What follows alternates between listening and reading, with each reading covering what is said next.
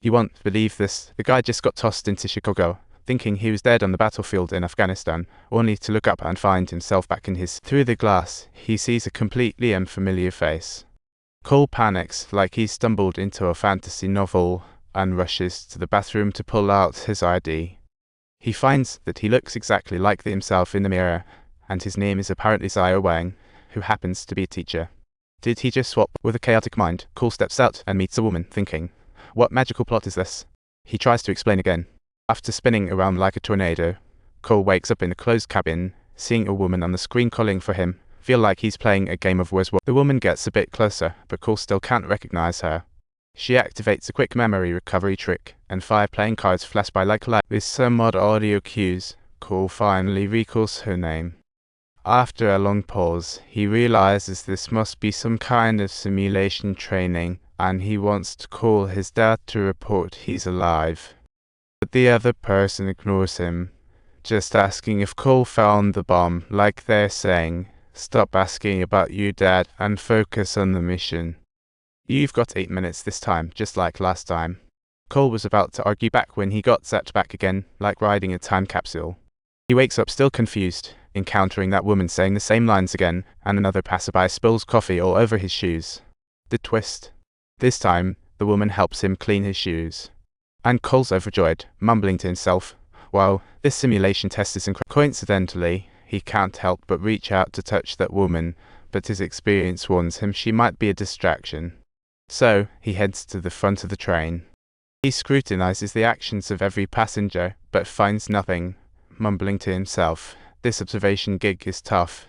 He heads to the restroom and, after a frantic search, finally discovers a bomb in the ventilation duct. A fun bomb, and Cole's thinking, what on earth do I do with this? Absolutely no bomb disposal experience. He masquerades as an undercover cop, demanding everyone shut off their electronics, and someone actually goes, who do you think you are? But just as he manages to stabilize the situation, the explosive impact and fiery glow strike again, and Cole thinks to himself, here we go again.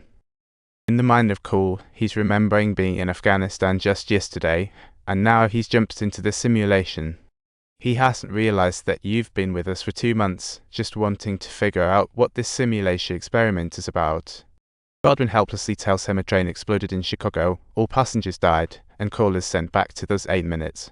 He enters Zaya Wang's body, trying hard to hunt the terrorists down, while Cole's wondering, how on earth am I supposed to deal with this? But Godwin unceremoniously zaps him back again, like he's caught in an endless cycle. This time, Cole doesn't want to waste time. He immediately sets the 8-minute timer, grabbing Dina to secure the passengers. Suddenly, Cole spots someone sneaking from the bathroom and chases them, shouting, come on. When they disembark, Cole's feelings have changed. He's starting to have feelings for this woman and doesn't want her to get hurt. Dina also shows her affection at this point. After securing Dina, he independently chases down a suspicious guy and asks, what's your deal getting off the track? But the guy says he's motion sick and attempts to slip away. Seeing this, Cole decisively snatches his bag. Unfortunately, there's no phone in the bag. Just then, the train explodes in the distance again, and Cole's thinking, that guy's definitely up to no good. He lunges at the guy once more, trying to search for a phone, but unwittingly gets kicked onto the tracks. Just then, a train comes whistling by, and Cole spins around in a whirlwind. Cole wakes up again in the cabin, but this time is different. The train is totally dead, and the temperature is freezing. Luckily, Cole knows some electrical theory and tries to restore power by rewiring. As the lights come back on, Cole rushes to call Godwin, but the doctor in front of the camera coldly asks, did you find the killer?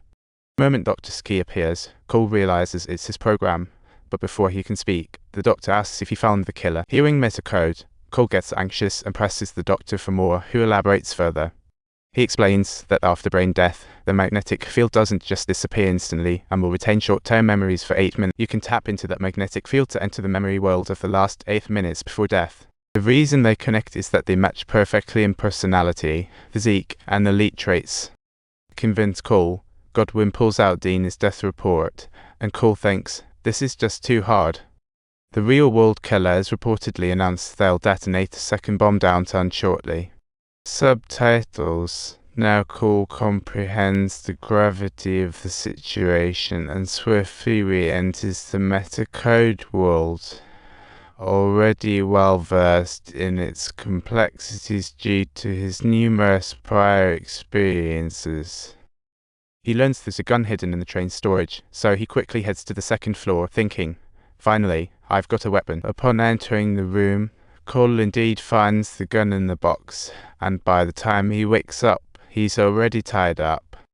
Same old story. Cole has no clue what's going on, so he gives up struggling, feeling each death hit him like a ton of bricks. In despair, he hopes to call his dad, but Godwin keeps pushing him to complete the mission. Cole accidentally catches sight of Godwin's company's coin emblem and gets sat back onto the train. This time, Cole doesn't rush to find the killer, but starts investigating based on the emblem's design. He has Dina check into Cole's profile, meaning his real self, thinking, "Why am I having these doubts?" At that moment, Cole notices a passenger on the second floor whose bag has a military medical center emblem, and he goes over to ask what's up. Cole inquires about the emblem, but gets no clear answer, so he decides to borrow the guy's phone to search for it online.